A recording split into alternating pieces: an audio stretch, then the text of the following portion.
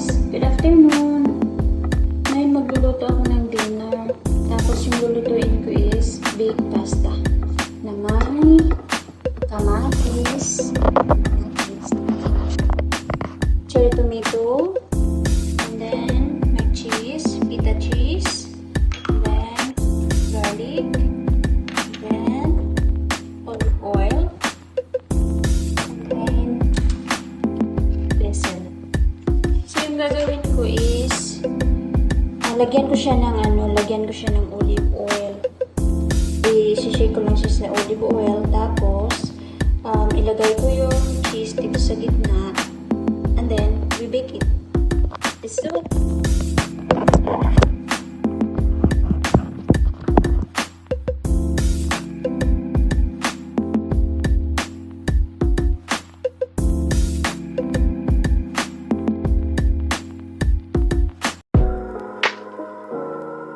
And next, lagyan natin yung cheese sa gitna.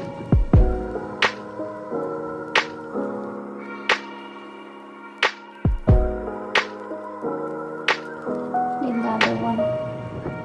Pang ano to siya guys, pang anim na serving. Pero sa ating mga Filipino, kasi tayo mahilig tayo sa yung pasta. Kumakain tayo ng marami. So siguro nasa 4 na serving lang to. Ganito.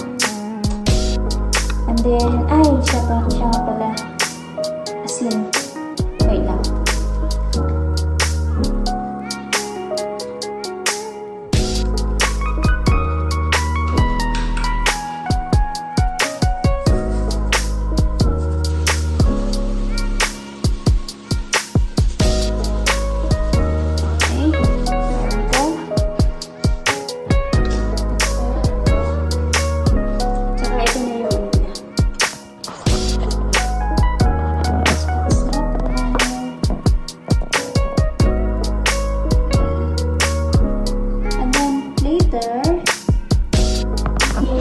Bibake lang siya sa oven na 30 minutes. Yung hanggang mag-boost lang yung cherry tomato. Tapos, medyo brown na siya. Tapos, kunin natin. Tapos, i-mix natin. Tapos, yung ma-melt na yung cheese. Okay? Bye-bye! At saka ngayon, guys, mag-init tayo ng tubig.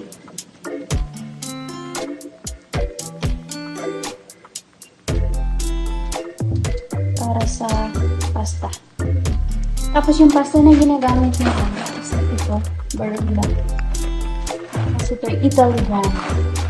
Tapos, yung tubig. Tapos, lagyan natin siya ng asin.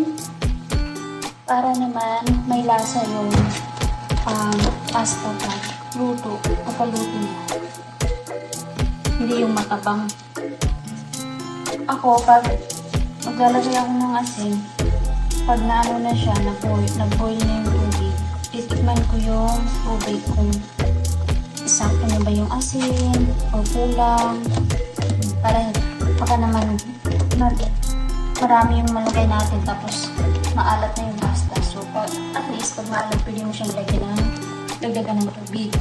And then, lagyan din natin siya ng mantika.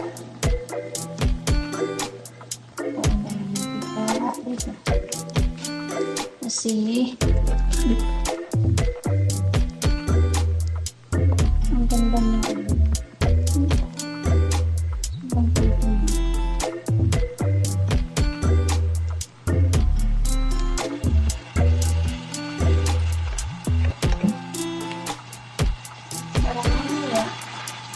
Pag uwi ni amo, tutuin ko na lang yung pasta. At saka, ang reason kasi kung bakit lagyan siya ng oil, para yung pasta niya siya magdidikit-dikit. Then, yun na yung tubig. Init na lang natin yan. Tapos, yung oven. Okay guys, i-on na natin yung oven. Sa pan. And then 200.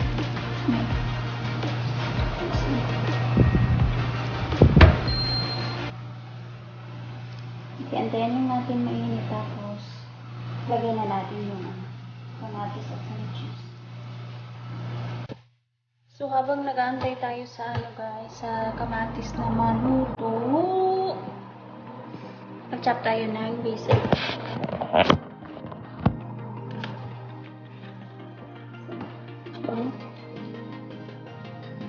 Hinugasan ko na ito kanina. Ilagay ko lang balik sa lalagyan. Kasi, hindi ko maubos eh. Para hindi siya madaling mamatay ng dahon. Usually, hindi naman talaga ako nagluluto eh. Nung unang luto ko nga, yung kapatid ko. Talagang, I do my best talaga. Pero, masaya naman sila sa niluto ko. Kaya nga, nagpapaluto araw-araw eh. Ayaw bumili sa labas. Araw-araw talaga.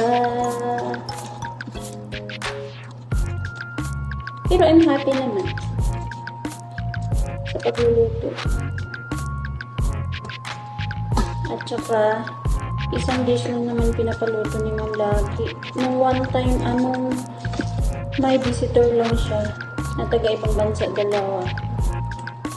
Yun, grabe yun, araw-araw. Dalawang tayo pinapaluto niya. Tapos ako lang mag-isa. Sobrang nakakapagod talaga kasi. Pero kaya naman. Kinaya naman.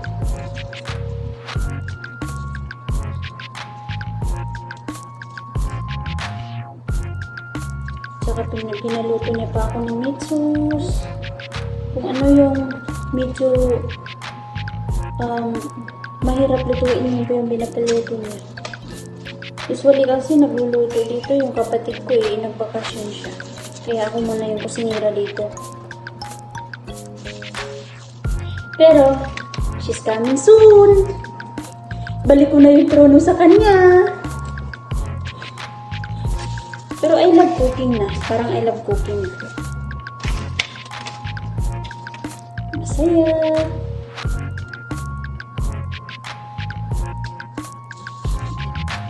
Tapos, mamaya i-add natin to. Yung basil. Mamaya na para hindi siya umitim. Okay? Bye-bye! Oh, wait lang guys. Habang nag-aantay tayo. Punta muna tayo sa kwarto namin. Tingnan mo yung kwarto namin. Ay! PS medyo makalat ha. Kasi, nag-ano na ako na yung bag ko, niready ko na para mamaya pag uwi ko, grab ko na lang tapos uwi. Tapos itong, ito pala damit ko. Yan yung isusuot ko.